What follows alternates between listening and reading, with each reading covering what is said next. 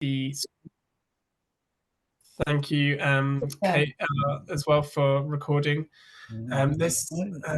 Cool, excellent. Okay, so let's have a quick look how many people we've got, because we were expecting, I think we sold around 40 tickets, so just to give people a little bit of chance to recognise it's sort of the end of the day, and people have been sort of getting ready for Easter. So hopefully can I just ask people to pop themselves on mute? They haven't done so already. To sneeze. Was that you? Or was it my sneeze? There we are. Hopefully that's all working. Okay, great. Well, what I will also do is, people are obviously welcome if you want to keep your cameras on, but it might be, easier to turn them off if you don't want to. Whichever you would rather do is fine. But thank you everyone for joining us this evening, and for our sort of fifth Europa Nostra UK seminar on Europa Nostra Award either nominees or winners. So as Europeans, people who've lived here for generations, as well as people who have newly arrived, we have taken full responsibility for transmitting this heritage in good shape to future generations. Europa Nostra is the leading citizens' movement to protect and celebrate Europe's cultural and natural heritage. We're the voice of all who believe that cultural heritage is vital for our economy, our society, our culture, our environment, our well-being, and for the future of Europe. Europa Nostra UK is a UK-based charity that supports Europa Nostra. Our aims are to nurture enthusiasm for our shared European cultural heritage, to articulate the values and ideas that connect us to our colleagues in Europe, to raise the profile of EN UK in order to support Europa Nostra's Europe-wide representation, to foster links and cooperation with our European heritage bodies in civil society and beyond, and to sustain UK participation in shaping European heritage policy and vice versa. Tonight, we are delighted to bring you the fifth webinar in our new series of Europa Nostra UK webinars, showcasing recent European Heritage Award winners or nominees from the UK, as well as projects from elsewhere that might inspire organisations in the UK. The European Heritage Awards / Europa Nostra Awards were launched in 2002 by the European Commission and have been run by Europa Nostra ever since. The awards identify best practices in the conservation and enhancement of tangible and intangible cultural heritage, stimulate the trans-frontier exchange of knowledge throughout Europe, increase public awareness and appreciation of Europe's cultural heritage, and encourage further excellent initiatives through the power of example. So first of all, before we sort of go on to it, a little bit of housekeeping. So whilst we've got the, we've got our presenters giving their speech, do use the chat if you've got any questions. We will have a bit of a Q&A session at the end, but if you want to note them down as you're thinking them and put them in the chat, we can then sort of bring them all together at the end and do that as well. Obviously, and I'm sure you will, keep it friendly, respect, and just for information, although some of you may be aware, the session is being recorded, so it will go on our YouTube. So if you don't want to be on our YouTube channel, then do just turn your cameras off and you won't be there. But yeah, so excellent. So I'd now like to introduce you to the topic for tonight's webinar. The Friends of Czech Heritage is a British charity campaigning to raise funds for Czech heritage. The Friends were shortlisted for the Europa Nostra Elucidaire special prize in 2020. We are joined by their chairman, Peter Jamieson, and Barbara Peacock, co-founder and former vice chairman, who in 2015 was awarded the Lifetime Achievement Award by the Czech government for her work in the country, and in 2017 the British Prime Minister's Points of Light Award. They're going to tell us about the journey this charity has been on and the impact that they have been able to make for the repair and conservation of the substantial legacy of historic buildings and their contents, artefacts, gardens, and parks in Czechia. So I shall now hand over to Peter and Barbara. Thank you. Good afternoon. I should perhaps start with a bit of background history, which might help explain our existence. The Czech lands were a part of the heartland of medieval Europe. and the epicenter of the 30 Years' War in the 17th century and Counter-Reformation.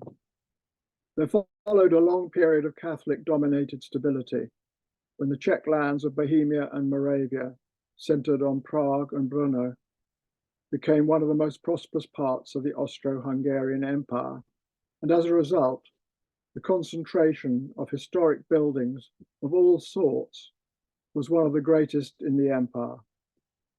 At the breakup of the empire in 1919, following the First World War and the founding of Czechoslovakia, the Czechs adopted modernism as a demonstration of their newfound freedom and identity.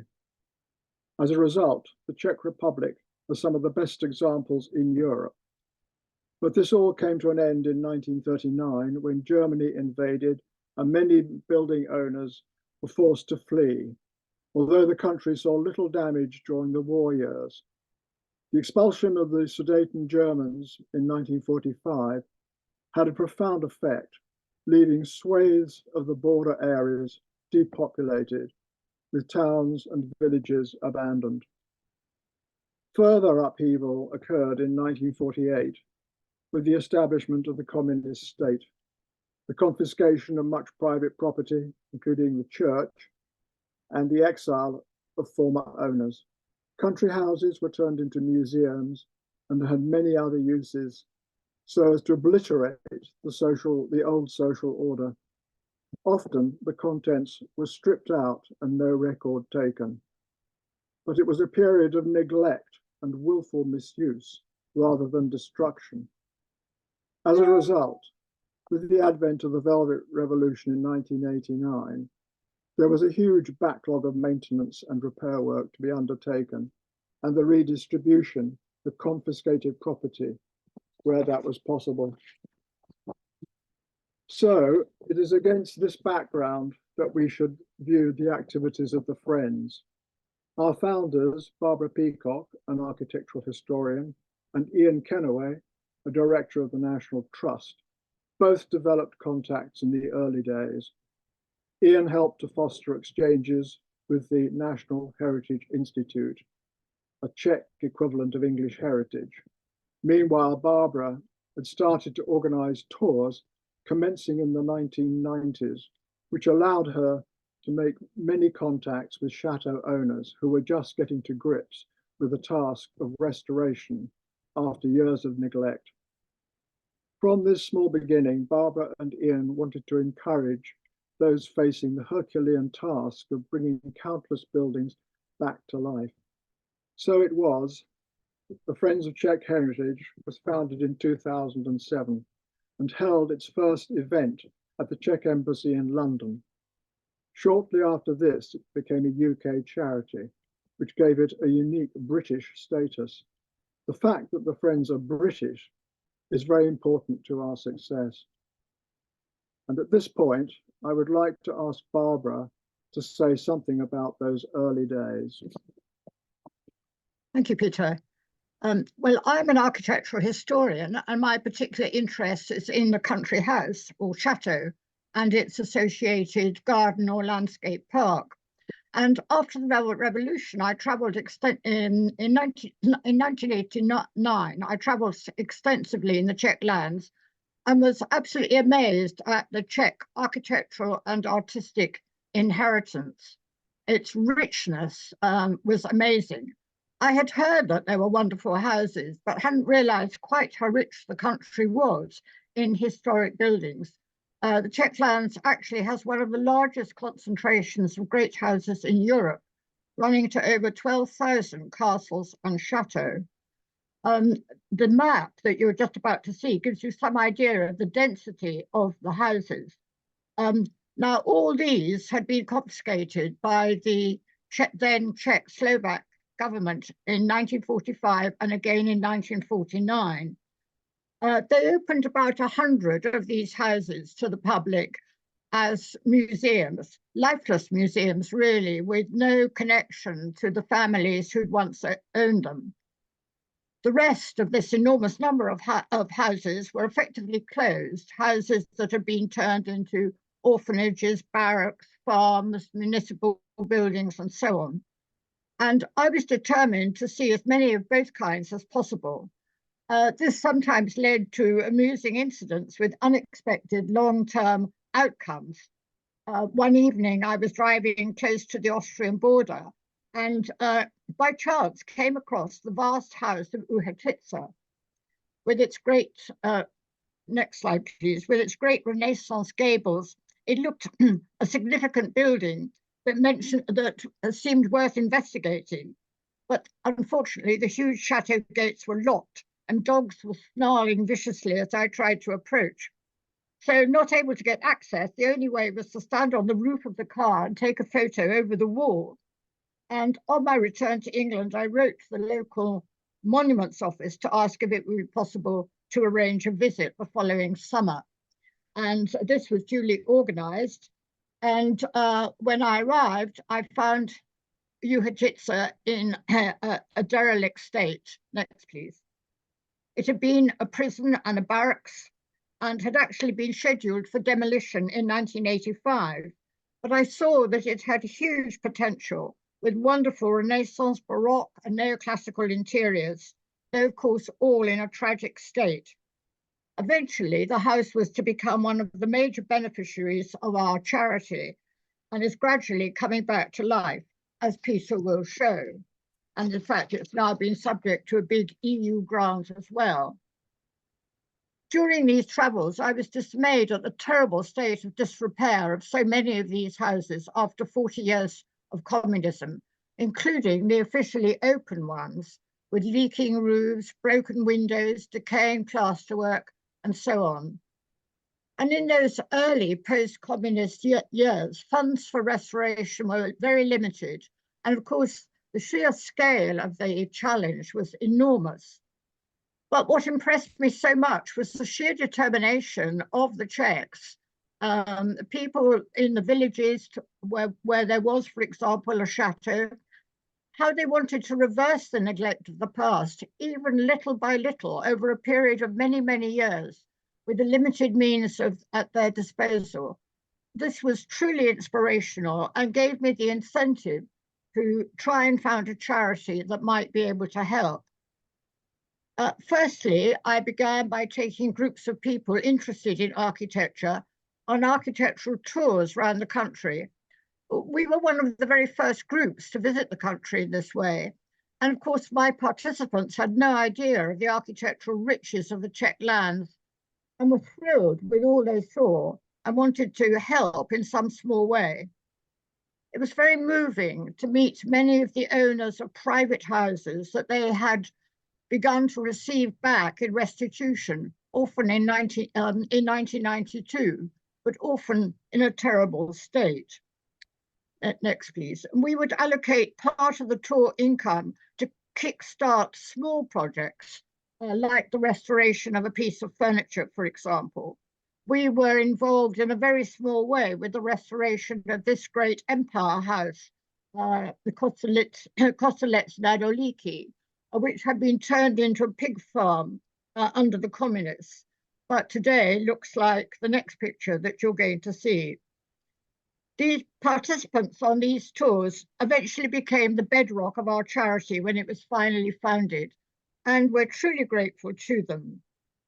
Obviously, though, a much bigger source of funding was needed, and it was really through a lucky coincidence that I met Ian Kennaway, who worked for the National Trust and had already established some links in the Czech Republic, and who was also thinking on the same lines. So we put our heads together, and finally in 2007, the charity was launched, and since then has funded over 50 projects, some of which Peter will be talking about now. Thank you. We do three things. We give grants to help we have to start projects.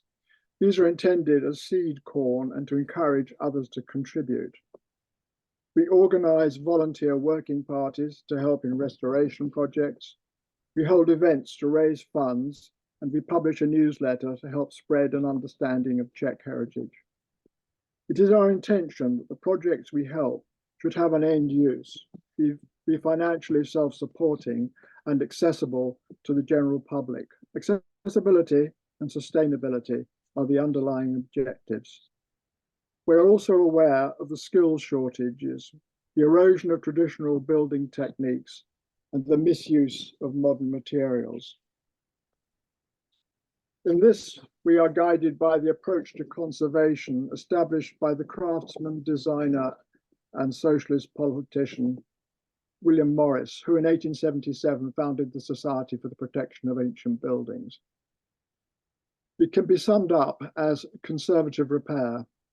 This approach has become the bedrock of the way work is carried out on historic buildings in the UK. In Middle Europe, there is a different tradition where buildings are comprehensively restored. The Tugendhat Villa in Brno, designed by Mies van der Rohe in 1928, is one such example, having been taken apart and put back together. It is pristine, and there may have been no alternative, bearing in mind its turbulent history, but there is little memory left, and it is difficult to imagine the laughter of the Tugendhat children coming from a farther room. The tradition in the UK for volunteers to be involved in all types of conservation projects is well established. The use of volunteers to help fill the skills shortage is an asset that we have drawn on in the UK for many years, and our heritage base could not survive without it. The role of voluntary organisations like the Friends of Czech Heritage is essential to support both public and private bodies who cannot otherwise carry out the work that is required to maintain our historic environment. We have supported numerous initiatives by state organisations, local action groups, and private owners. In total, we have given grants to some 50 restoration projects and organised 36 volunteer working parties, totaling some 7,500 man-hours. Most of our grants are modest as we have limited resources. In 2007, Ian Kennaway was able to raise funds in the UK for the restoration of the pheasantry in the park of the chateau at Červený Dvůr in South Bohemia. This was the first project undertaken by the Friends. Through Ian and Barbara, we have developed our early contacts at the National Heritage Institute. This has resulted in a continuing relationship and our support of numerous NPU projects. The first of these was the restoration in 2009 of the Rococo Arbor in the gardens at Český Krumlov in South Bohemia, which was dilapidated and forlorn. Can you change the slide, please? Our grant was matched by funding from other sources and proved to be the model which we now operate. A special project was the conservation of the Chinese cabinet at the chateau of Jaromířice, where the delicate applique work had become detached and painstaking work was required to conserve it. Our grant helped to initiate the project. Another important project for us was the conservation of the main gate at Karlstein Castle. It is humbling to think that it was through this gate that the Emperor Charles IV would have passed to and fro during his lifetime. The gate subsequently was put on display as part of an exhibition staged in Prague in 2014, I beg your pardon. If you are used to the tribulations of the building industry, you will know projects can take a long time.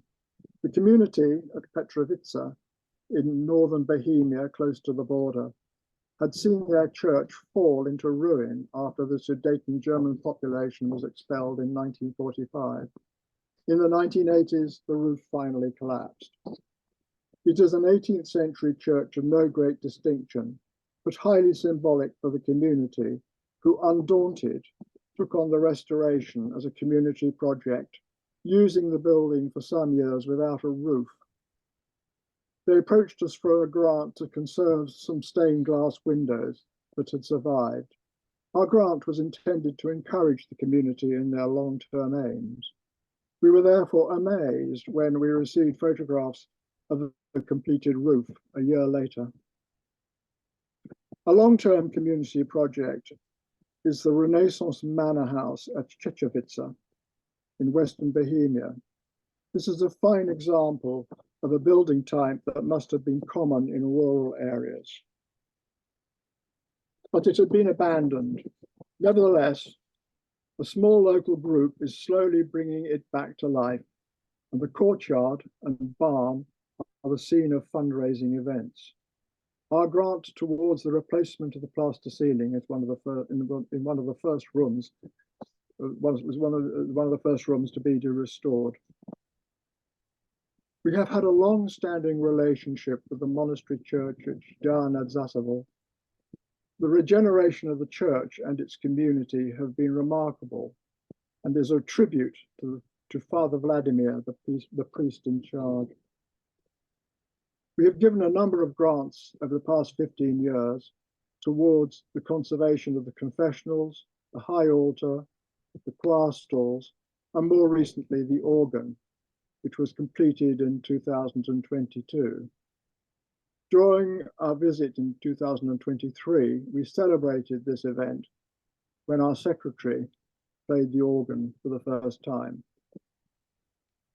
By way of contrast, the Jan Hus Church at Peacock in Prague is a fine example of pre-war Czech modernism. But like many churches, its congregation is struggling. The priest, who has another church nearby, was seeking financial support to convert the worship space for concerts and as an exhibition space. To help start the cash flow, we gave a grant to restore the organ so that recitals and other musical events could take place. Barbara has mentioned the chateau of Uhečice in South Moravia, which is perhaps one of the most important projects that we have undertaken. By the time of the Velvet Revolution, it was in a very poor condition, and the main tower had collapsed. But since the NPU took responsibility for the chateau, its fortunes have revived. Nevertheless, the ceiling in the banqueting hall was in an imminent state of collapse. Could you change the slide, please? This would have been catastrophic and could have derailed the restoration program. Through our links with the chateau and a sympathetic UK charity, we were able to raise one of our largest grants, which helped the NPU to identify further finance, and the ceiling was secured.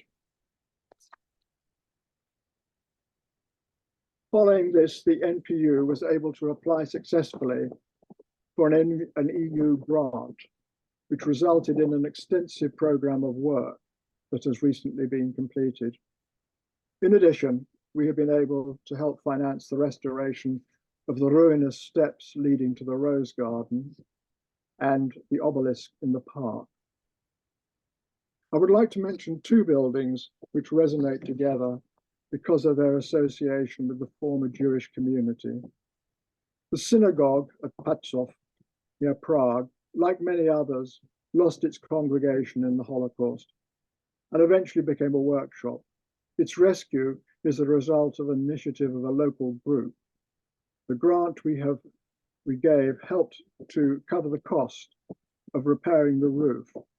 Subsequently, the mezzanine and other interventions have been removed, exposing the dramatic volume of the worship space. Eventually, the space will form the center to commemorate the Jewish community.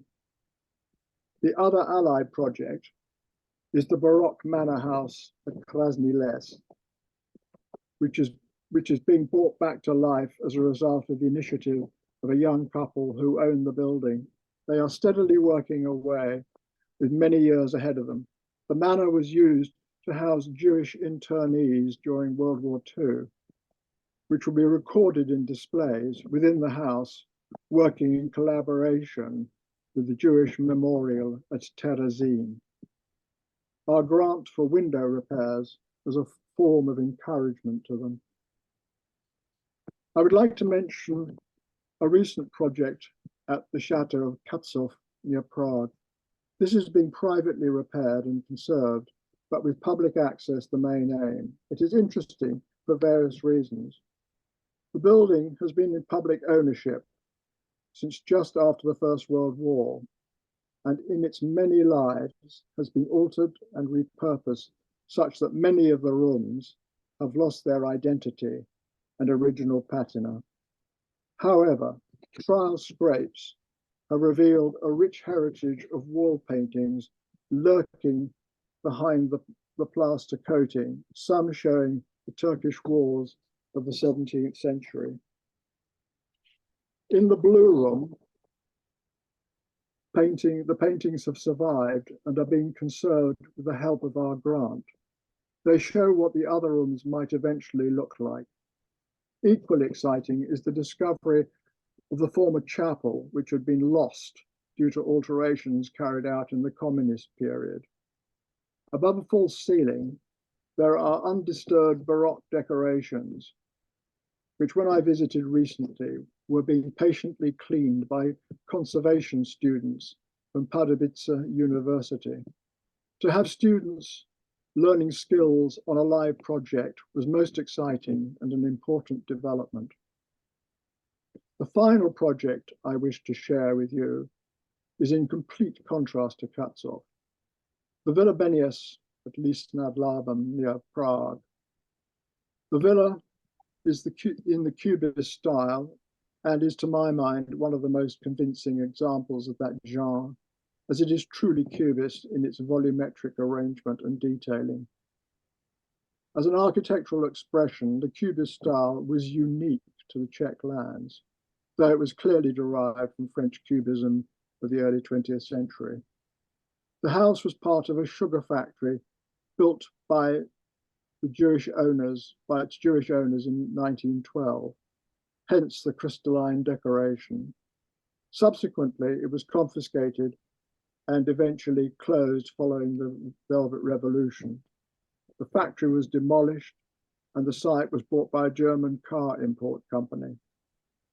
And a program of conservation work is underway. Our grant will go towards the replacement of the decorative glass beneath the skylight in the main entrance atrium. I would now like to turn to our volunteer projects. The concept of volunteering is one that is highly developed in the UK, but is not so well developed in the Czech Republic, though we have nevertheless come across numerous local examples. Most of our volunteers are from the UK, but we also have Czechs who join us. Our first working party took place in 2011 at the Chateau of Červený Dvor, which I mentioned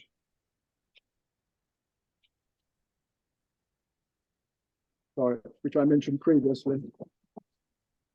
This is now a hospital treating addictions under the enlightened direction of Jiří Dvoráček, and has been the site of our longest volunteer project.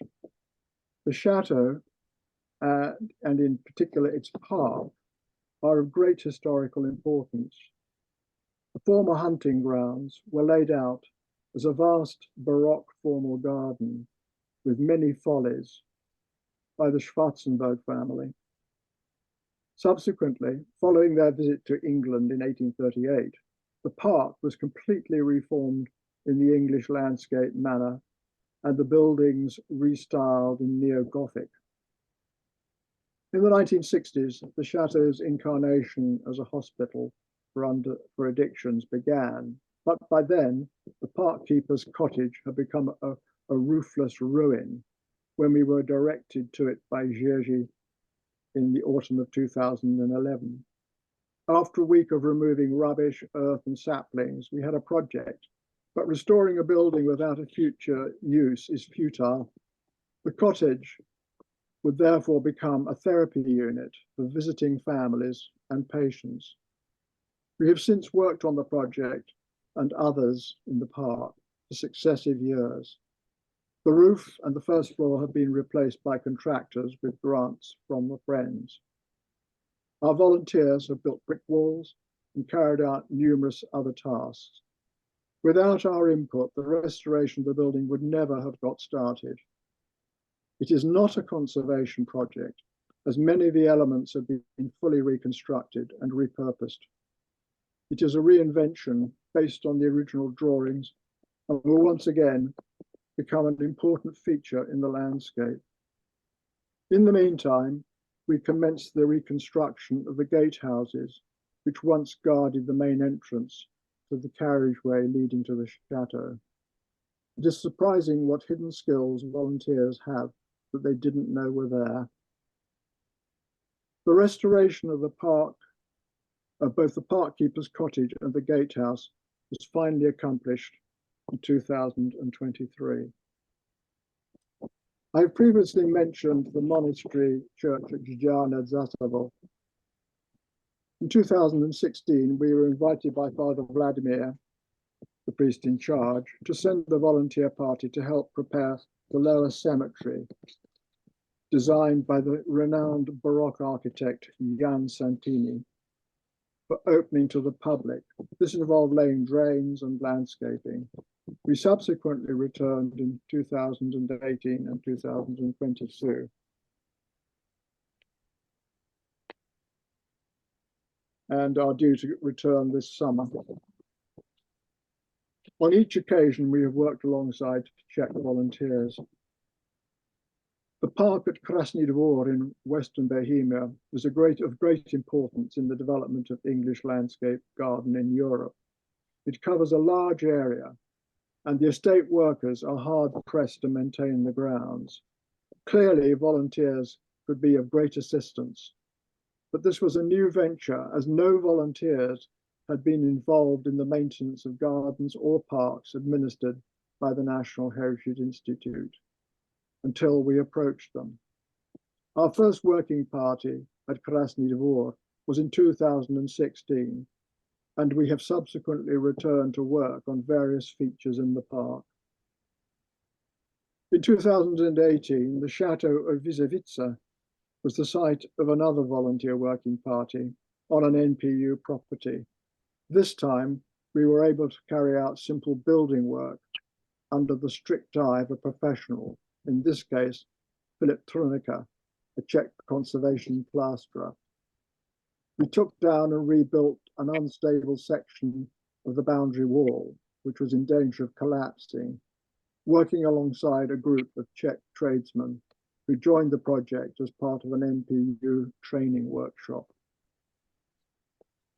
My last example of our volunteering efforts is the work we started in 2019 at the hermitage attached to the Church of All Saints at Teplice nad Metui, close to the Polish border. Here again, we were supervised by Philip Trunica. Our task was to rebuild the walls beneath the roof, which had been taken down to replace the roof timbers following an outbreak of dry rot. The stonework is random rubble and will be finished with lime render in due course, and we will be returning there again this year. I mentioned the loss of skills and the need for training. In 2022, we took part in a symposium at Venice University School of Architecture, where the discussion revolved around the use of inappropriate materials and lack of opportunity for conservation students to gain hands-on experience. Philip Trunica demonstrated conservation plaster techniques, and subsequently, students from Venice joined our working party at Teplice in 2023, and will do so again this year. To finish, I would like to share a rather important project which we are involved in. In 2017, the city of Brno invited members of the Tugendhat, Šťastný, and Lobia families to return for a reunion as a sign of reconciliation. The families were formerly industrialists in pre-war Moravia, but being Jewish, lost everything and dispersed. The reunion took place at the Tugendhat villa, with which they had strong pre-war associations. The Lobiers also owned the textile factory at Beranec near Brno, which was to become the location for Schindler's Ark. Following the reunion, the Lobier family have set about turning a part of the abandoned factory into a centre commemorating the Jewish experience and that of other oppressed minorities, whilst celebrating the positive creative life that has survived. So, to summarise, the Friends of Czech Heritage is dedicated to the repair and conservation of historic buildings and their contents of all periods, so that they are relevant to those who use them at the present time. Historic buildings should, wherever possible, be repurposed, as this has a profound effect on our carbon footprint. The task of conserving and repairing historic buildings is beyond the means of government agencies alone. It therefore requires the support of NGOs and voluntary organisations such as the Friends. The professional skills available to carry out the conservation of historic buildings are in short supply, and it is imperative that they are passed on to the next generation of craftsmen. And volunteers should be allowed to play their part. Thank you very much.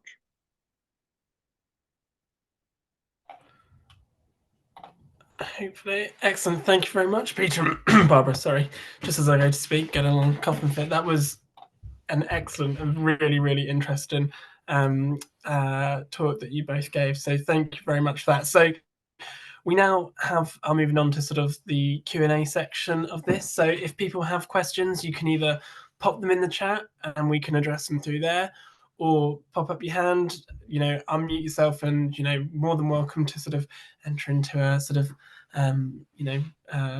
say lively debate sort of thing. But we can do it any way that people want. So I do just encourage you to do that, and we can, bring you in as and when needed. But I guess as a question to kick off, I have been obviously listening and thinking of some myself. So the first one that I was going to ask was, Barbara, it sounded like you had done a lot of visits to historic houses in Czechia. So how many do you think you've visited throughout all of those? Oh, I don't know, hundreds. It was my mission every summer to go. So it was absolutely fascinating. I got to know the whole country, and yes. Oh, yeah, I couldn't say. I was gonna say, I guess as an architectural historian, was there a area of the country or a specific sort of type of house that you particularly enjoyed visiting? Well, I suppose from the point of view of landscape beauty and setting, South Bohemia is the loveliest part, actually. The houses themselves from periods are pretty well equally spread. I mean, there was a great Renaissance at the time of the Renaissance. A lot of Italian builders, plasterers, stucco workers came over from the Swiss area of Italy. And there was a great rebuilding then. And then the next sort of major period was in the Baroque period after the 30 Years' War. So from about the 1670s, 1680s, you get the beginnings of a big rebuild after the devastation of those wars. And a lot of German, Austrian families came and settled in Bohemia, Moravia, and built. And they would have their sort of winter palaces in Vienna and Prague, and their summer houses and autumn hunting lodges in Bohemia, Moravia. So, and that's really one of the reasons you get so many houses in Czechia. But lovely to have all of those different options to go to. Yeah, absolutely. If people do have questions that they want to ask, like I say, do just use the raise hand function or pop them in the chat, and or just give me a wave if you're on camera. I can see that Kate's got one, so Kate, I shall bring you in at this point. Thank you. That was really fascinating. I mean, the amount, you said that there were a lot of there was a lot of stuff there, and my goodness, there was very much a place to go. I was really interested in what Peter was saying about the skills and the volunteers, and I was particularly interested in how you'd managed to encourage a sort of habit of volunteering. As you say, it's a very British thing, but have you managed to encourage more volunteering amongst the Czechs themselves? Yes, I mean, I think, yes, I'm trying to say, I'm not sure what I'm going to say, actually. We do have Czechs who come along and help and who are interested in what we do, but I don't think we've had, you know, the odd Czech come and work with us. And where we've gone back a following year, then perhaps the same ones have come again. But we haven't had Czechs actually apply to us to join our working parties, as it were. I mean, they just happen to have been known about what was going on and joined at their end, as it were. So when we have been advertising or trying to raise volunteers, we don't generally get Czechs actually applying to us directly. I have to say that our volunteers come again and again and again. Our UK ones. I mean, we have a body of volunteers who've been many times. And there's a sort of camaraderie which has built up.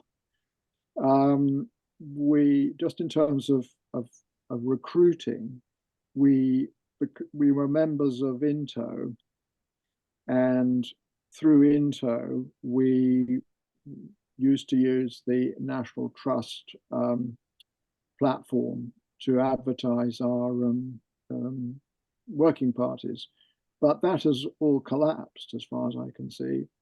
And we don't have that sort of support anymore, so we have to do it in other ways. So, you know, sometimes getting volunteers is quite tricky, even at this end, because also there's a question of cost too.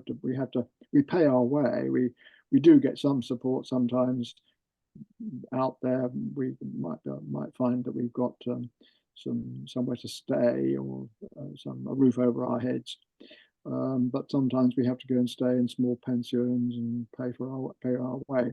So it's, you know, it's a bit varied, and you have to be fairly dedicated to want to go. But I think fun. If I can just say something there, it's not so much with the volunteer workers, but the whole question of volunteering in the Czech Republic is, of course, absolutely unknown.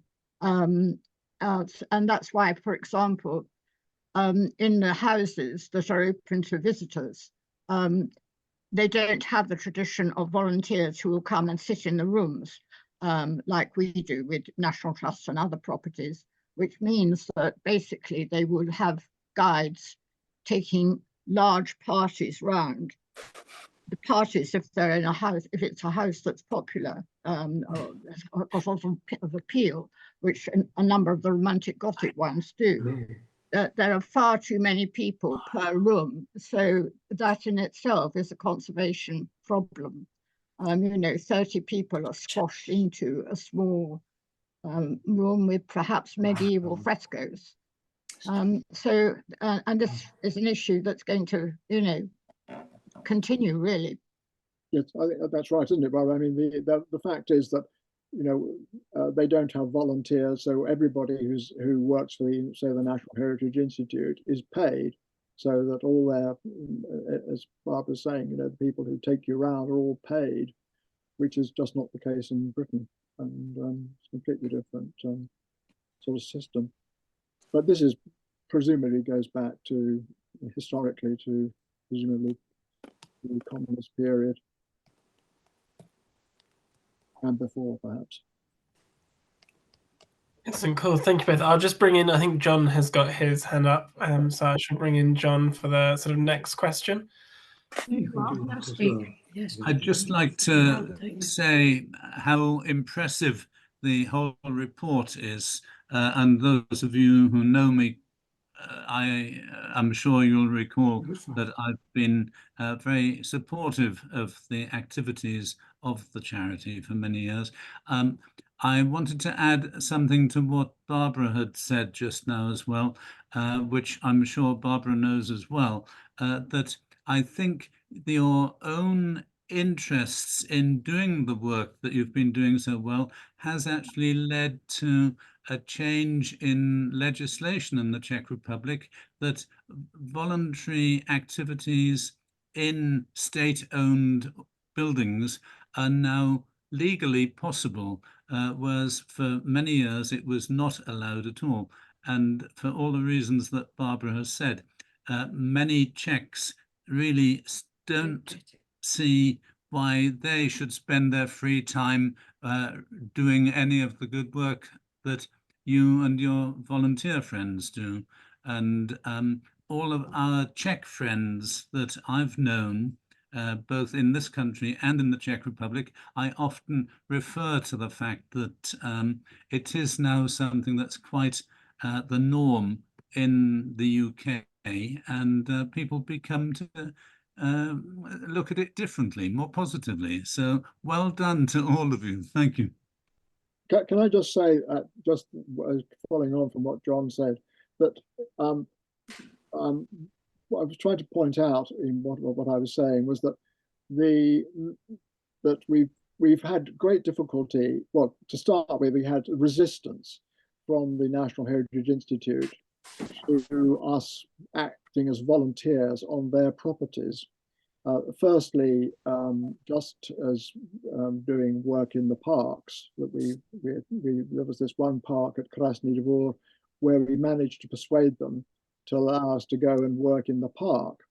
And then at the house at Vizovice, where we rebuilt the wall, the boundary wall, that was quite a step, because in fact we were actually working on historic fabric, listed, as it were, listed fabric, which was something unheard of, that normally you have to have all the sort of paperwork and be fully qualified and all the rest of it. So, not only do they not have a tradition of volunteering, they actually, up until now, resisted using volunteers, in the way that we've tried to sort of portray. Excellent. Cool. I shall bring in, is it Sophie next? Well,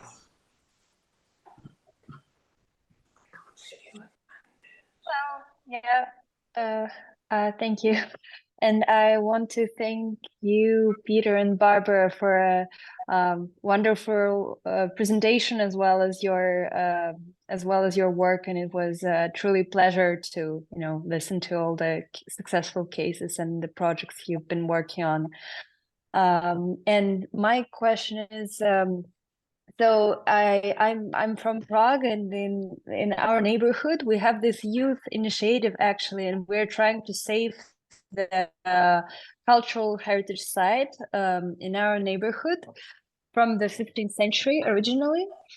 And so first of all, I wanted to ask if you mentioned that you'll be in the summer in the Czech Republic. So if by any chance you're in Prague, it would be just wonderful maybe to show you our cultural heritage site in Prague.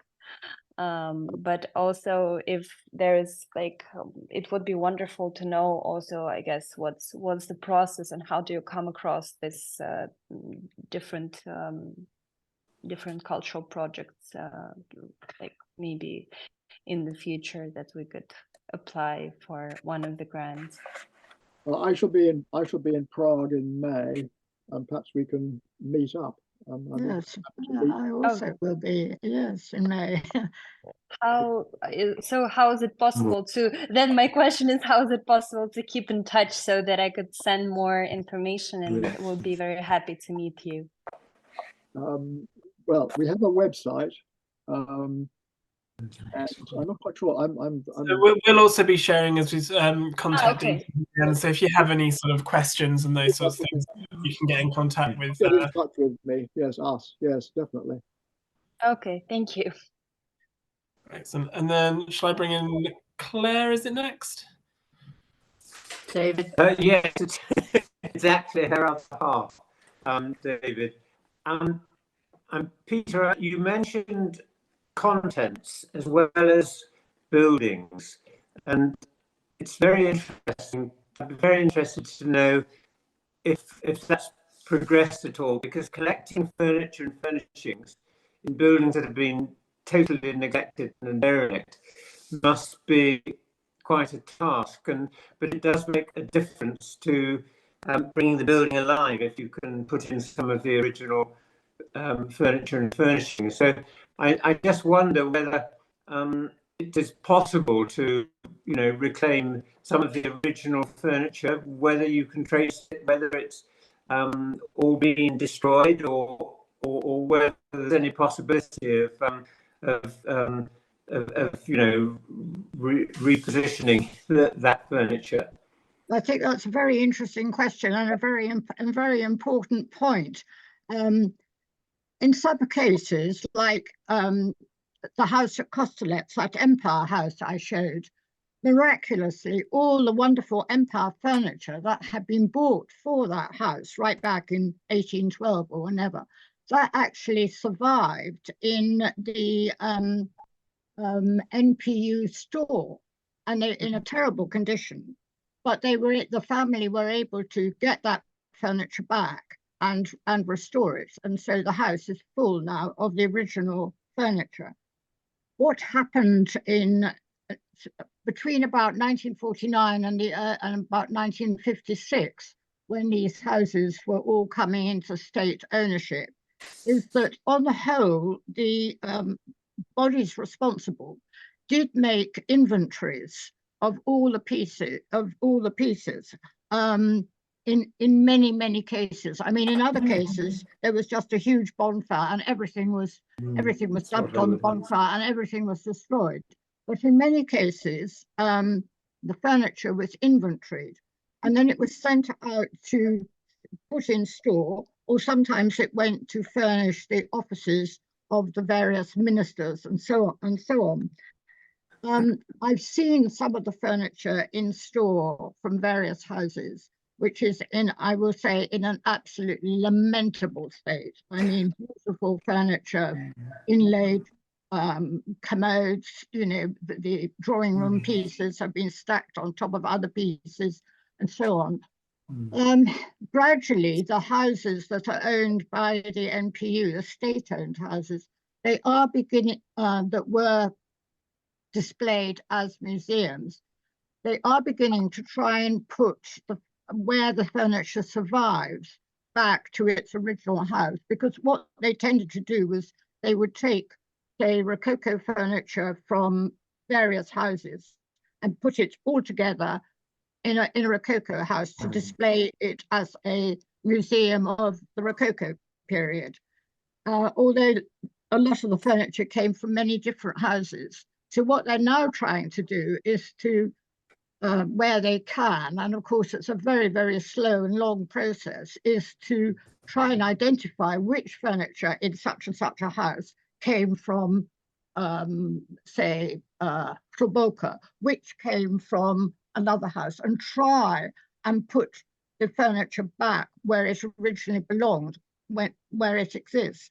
But of course, there's terrible rivalry. The curators of the individual houses don't like this, because they don't like losing a prized piece that they've cherished for years to another NPU house. So it's going to be a long process, I'm afraid. But at least historically, they're trying now to get the furniture back to where it belongs. Good point. So good. Did you have anything that you wanted to add to that at all, Peter? Or? No, I think Barbara's said it absolutely right. That's what I understand completely. Yes, All right. Shall I bring in Maxine then next? Yes, I've got a practical question about volunteering and intergenerational skills exchange. I mean, we are really grateful to Friends of Czech Heritage in Venice, because you enabled us to get 2 students for the first time out of the university where they studied for 5 years conservation architecture to actually get some practical hands-on experience, which was remarkable. It's never happened before. And the question is that we're working very closely with Laura Morgante at Peregrine Bryant, who set up a charity in memory of the 2 conservation architecture graduates who died in the Grenfell Tower fire, and Simon Sadinsky at the King's Foundation in Dumfries House, to try to rebuild the bridge, the collapsed bridge caused by Brexit, of students traveling to the UK to get practical experience in the conservation sector, which they just are not allowed to get in their own country. And it's not just the Czech Republic, it's in Italy, it's a big problem. And in heritage cities like Venice, I imagine Barcelona too, the artisans are finding it really difficult to afford accommodation, or to get, or to be able to afford to pay young graduates or young apprentices. So my question is, are you doing any work in that area which we could learn from? Well, I'm not sure. I'm not sure that. I think that we work at a fairly small level. I mean, we're not sort of international particularly, except as we obviously have had our association with Venice. But I think that we are rather we're operating at a slightly lower level, and not in the. I can hear what you're saying. I think maybe it's something that we should consider, and I'm very happy to talk it over with you in more detail.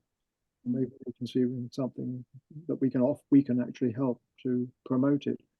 Yeah, I just think your example is so excellent. What you've achieved is so remarkable and so helpful that taking it on to the next level would be really transformational for students and artisans in Italy. I know, I don't know about other countries.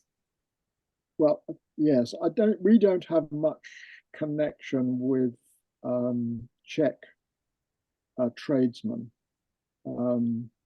I mean, I've mentioned Philip Trunica, who's extremely good, and he's really our principal connection.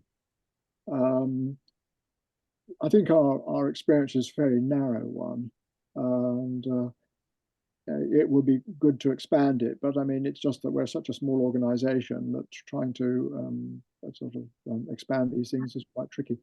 But I do understand, and I think it's something we could we could meet and talk about it and see if there are ways of expanding the scene with tradesmen particularly.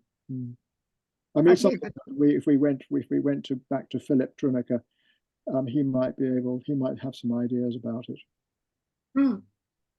Great, thank you. Cool. I'm just conscious, obviously, of time, so I think Rebecca is the last person to have a question.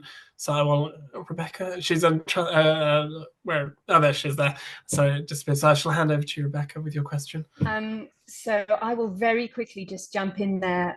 As one of the trustees of Europa Nostra UK, I will very briefly say that we also lament the broken bridge of of students and exchange programs, and we've been doing a little work, a very tiny bit of work ourselves, just to try and pick up the thread of where that is now. With of course the Turing and the TAFE schemes have been introduced in the UK.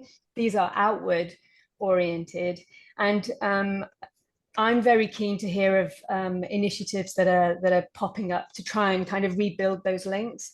And if there's anything that we can do at Europa Nostra UK to sort of support those conversations, or at least communicate when initiatives are set up, or I don't know, keep track of what's going on, we'd be very interested. So yeah, keep us in the loop. Thank you for raising that point, Maxine. I think it's a really important one. Good. Will do. Excellent. Well, thank you. So that brings us to an end of the evening, right on time. So I'd like to take this opportunity just to give a massive thank you to our speakers, Peter and Barbara, for all the time that they've put in to producing this, and to everyone who's sort of working behind the scenes to organise and produce the webinar. And obviously, thank you to all of you as well for attending on Easter Thursday. So I hope that you're all going away now and having a chocolate egg before waiting for the weekend. If you did enjoy this webinar series and the things that we do at Europa Nostra UK, please do visit our website. We've got a new website, which is europanostrauk.org. You can also sign up to be a member there if you'd like to join our membership. The series of webinar, this is, as I say, a series of webinars. So this was the 5th. We do have our 6th and 7th planned. So we have on the 23rd of May, Cleveland Pools, who won a Europa Nostra prize last year, will be giving us a talk. So again, do go to our website. All of the event details are there for that if you're interested. And then on the 25th of July, we are having a seminar from Minieri, which is about historic manuscripts, and that also won a prize at Europa Nostra Awards last year. In the meantime, if you know about any projects that deserve to win a European Heritage Award, please look out for the call for the 2025 awards onward. And details of the categories and process can be found on the Europa Nostra main website. So yeah, I would just like to take this opportunity again to thank you all, and have lovely evenings and lovely Easter breaks. Goodbye. Bye-bye. Bye. Lovely to see you. Thank you.